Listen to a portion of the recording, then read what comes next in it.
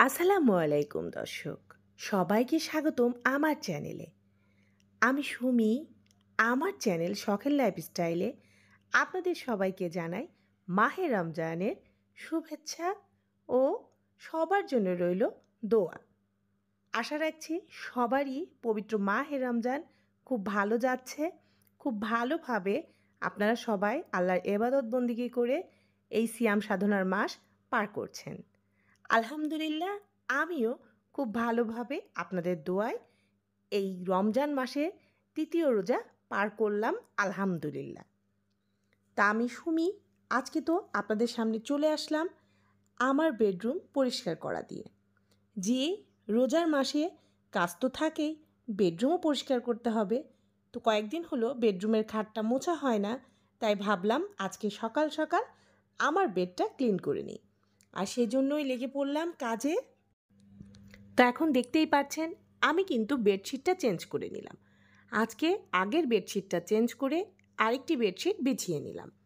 আর আমার মনে হয় বিছানা গোছানো থাকলে সব কিছুই বোধহয় গোছানো হয়ে গিয়েছে, কারণ একটি ঘরের সবচেয়ে মূল আকর্ষণ হলো বেড।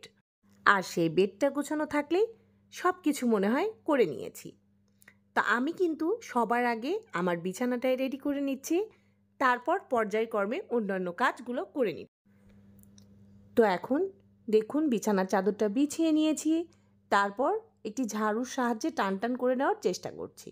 তো আমি বিছানা গুছাতে গুছাতে আমার প্রিয় আপু ভাইয়ারা ও আমার সম্মানিত দর্শক সবার উদ্দেশ্যে আমার সেই একটি কথা, যারা আমার ভিডিওটি দেখছেন প্লিজ একটি লাইক দিয়ে দিবেন আর আমার ভিডিওটি কন্টিনিউ করবেন। আর যদি আপনাদের কাছে আমার ভিডিও খুব বেশি ভালো লেগে যায় তাহলে প্লিজ আমার চ্যানেলটিকে সাবস্ক্রাইব করে নেবেন আর পাশে থাকা বেল বাটনটি অবশ্যই প্রেস করে দিবেন। তাহলে আমি যখনই ভিডিও দিব তার নোটিফিকেশন আকারে আপনার কাছে জানান দিবে, আর আপনি সেটা আপনার সময় সুযোগ বুঝে দেখে নিতে পারবেন।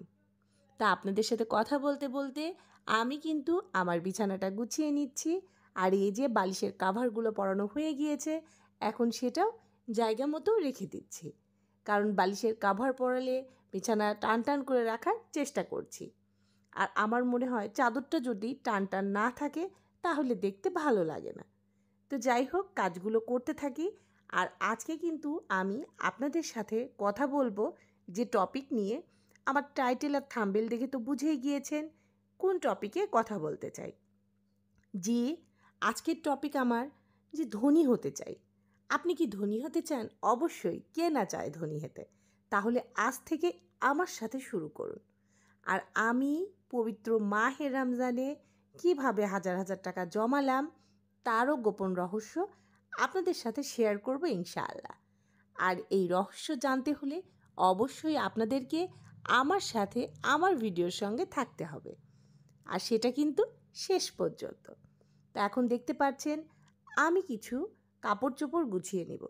এগুলো গত দিনে ওয়াশ করা হয়েছিল, যেহেতু রমজান চলছে তাই রাত্রেবেলা বিশ্বাস করুন আর শরীর চলতে চায় না, এগুলো আর গোছানো হয়েছিল না, তাই এখন সকাল সকাল গুছিয়ে নিচ্ছি। আর যেহেতু রোজার মাস, একটু ইবাদত বন্দিগি নিজের জন্য সময় দেওয়া হবে, তাই না? শুধু দুনিয়ার কাজ করলে তো হবে না, আমাদেরকে তো আখিরাতের কাজও করতে হবে। তাই সব কিছু মিলিয়েই একটু ব্যস্ত সময় পার করছি, এই আর কি। যাই হোক, আমরা সবাই জানি এই রহমতের দিনে আল্লাহ তাআলার দরজা আমাদের সবার জন্য খোলা। আর আমরা এটাও জানি এখন কিন্তু দোজখের সম্পূর্ণ রাস্তা বন্ধ, আর বেহেশতের প্রত্যেকটি দরজা মহান আল্লাহ তাআলা খুলে রেখেছেন। আমরা সুস্থ শরীরে এই রমজান মাসে রোজা করতে পারছি, তাদের সবার উচিত আল্লাহর কাছে লক্ষ কোটি শুকরিয়া আদায় করা আর তার কাছে বলা যে আগামী রমজানগুলোও যেন আমরা সহি সালামতে ভালোভাবে পার করতে পারি। আল্লাহ পাক যেন সেই তৌফিক আমাদেরকে দান করেন। আর তার পাশাপাশি আমরা সবাই মহান আল্লাহর দরবারে আমাদের সবার বিগত দিনের গুনাহের জন্য মাপ চেয়ে নিব। আমরা জানি আল্লাহ তাআলা আমাদেরকে কখনো ফেরান না, তার কাছে আমরা পাপী হলেও তিনি কিন্তু তার একটি বান্দাকেও ফিরিয়ে দিবেন না, মাপ তিনি করেই দিবেন। তাই আমাদের উচিত সবসময় তাকে ডাকা। আমি কিন্তু কাজ করার মধ্যেও মনে মনে আল্লাহর নাম নিতেই থাকি, কারণ তিনি ছাড়া কেউ নাই, তিনি তো সর্বশক্তিমান। আর আমাদের সবার মনের অন্তরের সব কথাই তিনি জানেন। তেনার কাছে কিছুই কিন্তু লুকায়িত নেই। তো যাই হোক, অনেক বড় বড় কথা বলে ফেললাম, আপনারা কিছু মনে করবেন না, কারণ মহান রাব্বুল আলামিনের কথা বলে শেষ করা যাবে না। আর আমি অত জ্ঞানী ব্যক্তিও নই, যতটুকু জানি ঠিক ততটুকুই আপনাদের সাথে শেয়ার করার চেষ্টা করি। তো এই কথাবার্তার মধ্যে কোনো ভুল ত্রুটি হলে অবশ্যই ক্ষমা সুন্দর দৃষ্টিতে দেখবেন, আর আপনাদের নিজের আপন কেউ মনে করে আমাকে মাফ করে দিবেন। তো এত কথার মধ্যে একটি কথা বলতে ভুলেই গিয়েছি, আর সেটি হলো এই পবিত্র রমজান মাসে আমরা যেন সবাই সবাইকে ভালোবেসে আপন করে কাছে টেনে নিই। হোক সে পর, হোক সে আপন, সবাই আমরা একত্রে থাকার চেষ্টা করব। আর তার চেয়েও বড় কথা, আমরা অসহায় দুস্থ যারা আছে তাদের পাশে দাঁড়াবো, নিজ নিজ সামর্থ্য থেকে দান সদকা করব। মহান আল্লাহ তাআলা দান সদকা পছন্দ করেন, আমরাও করার চেষ্টা করব। যার যতটুকু সামর্থ্য ঠিক ততটুকুই। তো যাই হোক, আপনাদের সাথে কথা বলতে বলতে ড্রেসিং টেবিলের ভেতরে যে নোংরাগুলো আছে ওগুলো বের করে নিচ্ছি। আর ড্রেসিং টেবিলের উপরে যে কাপড়টা আমি বিছিয়ে রাখি ওইটা কিন্তু আমি তুলে নিয়েছি, কারণ ওইটা আমি ধুয়ে দিব, ওয়াশ করে দিব, এই জন্য ওটা আমি উঠিয়ে নিলাম যাতে ময়লা কাপড়টা আমি ধুয়ে। তো দর্শক, ভয়েস দেওয়ার সময় অনেক শব্দ আসে, আর এই শব্দের কারণে আপনারা যদি বিন্দুমাত্র বিরক্ত হন তাহলে প্লিজ ইগনোর করবেন আর আমার ভিডিওটি দেখে নেবেন। তো এখন কিন্তু আমার বেডরুম গোছানো শেষ, আর এই বেডরুমের যে আগের যে বিছানার চাদরটি ছিল সেটি আমি উঠিয়ে নিলাম। আর এই যে দেখুন, একেবারে বালতির মধ্যে গুছিয়ে নিচ্ছি যাতে আমি ওয়াশিং মেশিনে দিয়ে দিতে পারি, কারণ অল্প কিছু কাপড় তো আর মেশিনে দিতে পারি না। তাই 2-1 দিনের কাপড় একবারে জড়ো করে নিই, করে একবারে আমি মেশিনে দিয়ে দিই। তো যাই হোক, এই কাপড়গুলো গুছিয়ে নিলাম। গুছিয়ে নিয়ে এবার আমি চলে যাব আমার ড্রয়িং রুমে, কারণ ড্রয়িং রুমের জানালাটা এখনও খোলা হয়নি। আর এই দেখুন ড্রয়িং রুমের কী অবস্থা। রাত্রেবেলা আপনাদের ভাইয়া আর আমার ছেলে এই রুমে একটু বসেছিল, টিভি দেখেছিল, তাই এর অবস্থা এরা খারাপ করে রেখেছে। এখন এই রুমটাও আমাকে গুছাতে হবে। আর সারাদিনের আমার তো মনে হয় আমার আপুদেরও এই একই কাজ, হাজব্যান্ড ছেলে মেয়ে এলোমেলো করবে, আর আমরা সেটা গোছানোর দায়িত্বে আছি। আমরা হলাম ম্যানেজমেন্ট ডিপার্টমেন্টের কর্মী, যেমন ম্যানেজমেন্টের সবাই থাকলে সব কিছু ম্যানেজ করে, আর আমরা হলাম এই সংসারের ম্যানেজমেন্টের দায়িত্বে আছি।